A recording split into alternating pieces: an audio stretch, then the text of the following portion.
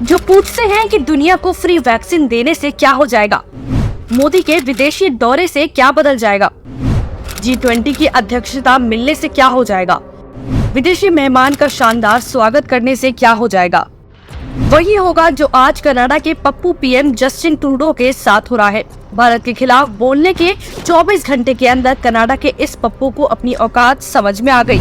24 घंटे में ही उसकी हालत इतनी खराब हो गई कि कनाडा जिस 5 आइज समूह का हिस्सा है, उसके सदस्य देश अमेरिका, यूके, ऑस्ट्रेलिया और न्यूजीलैंड तक उसका साथ नहीं दे रहे हैं।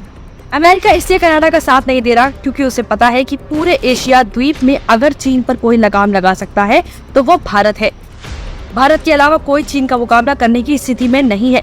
यूके इसलिए साथ नहीं दे रहा क्योंकि वो इस विवाद की वजह से भारत के साथ हुई ट्रेड डील पर कोई आंच नहीं आने देना चाहता। ऑस्ट्रेलिया इसलिए साथ नहीं दे रहा क्योंकि उसे चीन के साथ तनाव को देखते हुए भारत के साथ व्यापार और रक्षा संबंधों को मजबूत करना है। बचा न्यूजीलैंड, उसने तो कोई प्रतिक्रिया ही नहीं दी। पता है क्यों?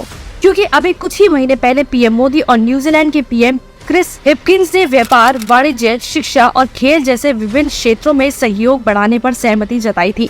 ऐसे में कनाडा का साथ देकर वो भारत के साथ अपने संबंधों में खटास थोड़ी डालना चाहेगा। अरे इन देशों की तो छोड़िए, खुद ट्रूडो के अपने देश कनाडा का विपक्ष तक उन पर सवाल उठा रहा है और उन्होंने भारत पर जो आरोप लगाए हैं उसके सबूत मांग रहा है। ये सब क्यों हो पा रहा है पता है?